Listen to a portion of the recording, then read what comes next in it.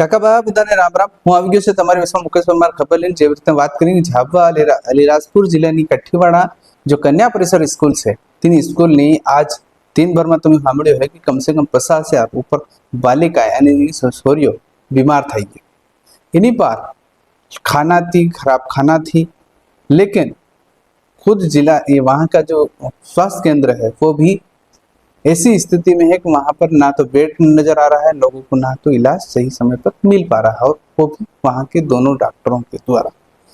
अब समस्या यह है कि इस कन्या परिसर के जो बालिकाएं हैं उन बालिकाओं में किस तरह की वहाँ के वार्डन है और क्या जिला वहाँ की शिक्षा परिसर के जो बीओ है, वहाँ के जो जिला प्रशासन है क्या देख रहा है कि किस तरह की सब्जियां दिखाई दे रही है।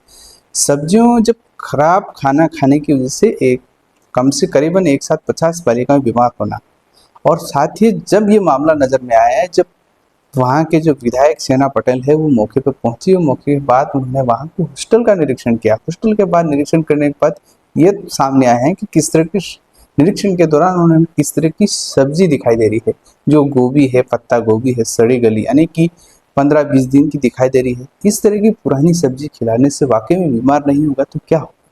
ये एक क्या मध्य प्रदेश शासन इस पर ध्यान देना चाहिए, किस तरह की हॉस्टलों में सुविधाएं हैं और किस तरह की बालिकाओं को लेकर खान पान को लेकर भी जो मेन्यू तो बनाया जाता है, लेकिन मेन्यू के आधार खाना तो नहीं मिल पा रहा है, साफ दिखाई दे रहा है। यानी कि कांग्रेस लगातार जो आरोप लगा रही है वो उदाहरण दिखाई दे रहा है। ये कठीवाड़ा का इलाका है और वहाँ इस इलाके में करीबन इस तरह की स्थितियाँ सामने आना, तो ये खास देख सकते हैं किस तरह की ये स्थितियाँ नजर आ रही है कि किस तरह की व्यवस्थाएं हैं, लापरवाही सामने आ रही है, और करीबन 50 बालिकाओं को एक साथ बीमार होना, और 4-5 ऐसी बालिकाएं हैं जो गंभीर स्थिति में हैं। तो ये जिला प्रशासन कलेक्टर वहाँ के उन्हें ध्यान देने की आवश्यकता है, इन पर फोकस करने की ज़रूरत है, क्योंकि हमारी ही इन बालिका हॉस्टल में रहती हैं और उन्हें सुविधाएं मिलनी चाहिए। सरकार का कहना है कि बेहतर सुविधाएं हैं और बेहतर का लाभ मिलना चाहिए। ये है अलीराजपुर के कठीवाड़ा के जो जोबट विधानसभा क्षेत्र के अंदर आती है, इसलिए वहाँ की जो जोबट श्रीमती सेना पटेल है वो वहाँ का विधायक है, वहाँ को मौके पर पहुँची, इस तरह का निरीक्षण किया और उनका क्या कहना है और इस पूरे मामले पर सुनिए उनकी प्रतिक्रिया।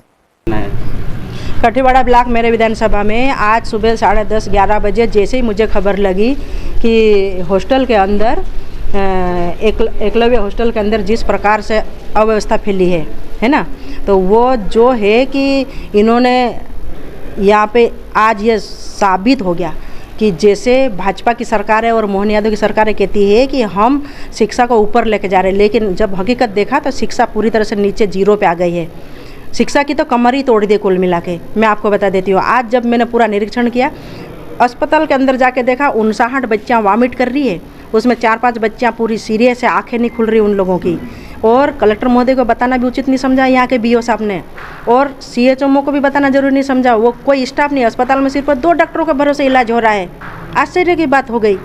और उसके पश्चात जैसे ही मैं जब इनके हॉस्टल में पहुँची हूँ तो वहाँ पे पूरा इनका जो 3rd क्लास ऐसे गेहूँ का आटा दे रहे, पूरा गुणवत्ता विहीन। और जब मैंने पोहे का डब्बा खोल के देखा, मैंने आटा छान के देखा, तो पोहे से ज़्यादा मुझे धंधूर और इल्लियाँ मिली। और उन बच्चों को जो खिलाया गया ना, वो मीनो अनुसार खाना नहीं दिया गया, और जो वड़ी दी गई उसमें पूरी इल्लियाँ से भरी हुई वड़ी थी, जिसके कारण। और सब्जियां जो है ना, सब्जियां पूरी सड़ी हुई, मतलब हाथ में पकड़ नहीं सकते ऐसी सड़ी गली सब्जियां मुझे मिली वहाँ पे। तो पूरी तरह से ये कहीं ना कहीं भ्रष्टाचार के भेंट चढ़ रहा है, और इसमें भाजपा के दलाल लोगों लगे हुए हैं। शिक्षा को शिक्षा की तरह नहीं ले रहे, शिक्षा को तो पूरा जीरो नंबर पे ला रहे हैं ये लोग। शिक्षा का स्तर पूरी तरह से हमारे ज़िले में नीचे गिरते जा रहा है, और इस तरह का अगर यही रहा तो शिक्षा का स्तर बहुत मुश्किल है आगे बढ़ना। मैंने जब जानकारियाँ निकाली, अभी हमारे यहाँ बच्चों ने भी मुझे बताया कि समय पे किताब नहीं मिल रही, समय पे स्टेशनरी नहीं मिल रही, कंप्यूटर नहीं मिल रहा, समय पे टीचर नहीं मिल रहे। तो क्या है, ये पूरी अव्यवस्था है। और यहाँ के लोगों को क्या चाहिए, सिर्फ इनको तो किताब पे पैसे अलग से चाहिए, खाने पे पैसे चाहिए, इनको बिस्तरों पे पैसे चाहिए अलग से, गादियों के पैसे चाहिए, जितनी भी संसाधन है उनके हर जगह इनको कमीशन चाहिए।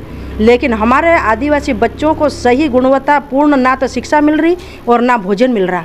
तो इसकी मैं घोर निंदा करती हूँ और बहुत जल्दी कल की तारीख में मोहन यादव को भी अवगत कराऊंगी और हमारे नेता लोगों को अवगत कराऊंगी और जो भी जिम्मेदार व्यक्ति बीओ हो कि हॉस्टल वार्डन हो कि जो भी हो उसके खिलाफ तत्काल कार्रवाई करवाऊंगी।